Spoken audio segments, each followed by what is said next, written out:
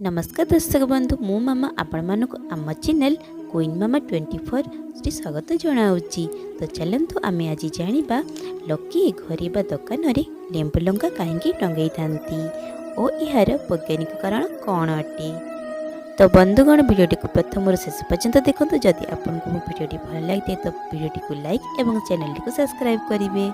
तो चलते भिडियोटी स्टार्ट करवा। लकी खराब दृष्टि बचाई अनेक गुड़ाए उपाय को आपणई था।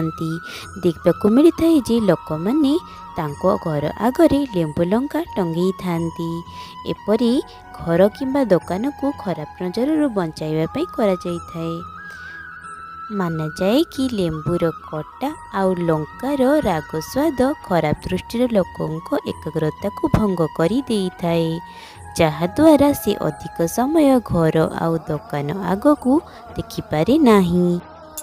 यह व्यतीत मनोवैज्ञानिक कारण अनुसार जेबी आमे लेंबु और तेंतुली भली जिनिस को देखि थाउ तो आमको ताहार स्वाद अनुभव होइथाए। तेणु व्यक्तिर ध्यान अन्य जिनिसरू हटी ता ऊपर को आसी जाए। कौनसी छुआ बा दुकान रे दृष्टि सही समय रे लगी थाए जेबे ताकू एकाग्र होई देखा जाई थाए। एणु लेंबु और कंचा लंका टंगाइबा द्वारा सेमानंकर ध्यान ता उपरे रही थाए और तांको एकाग्रता भंग होई थाए, जहाद्वारा खराब नजर प्रभाव होई न थाए।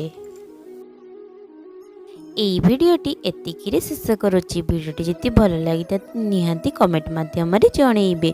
ভিডিওটি ভাল লাগিলে লাইক এবং শেয়ার নিহাতি করিবে। ধন্যবাদ।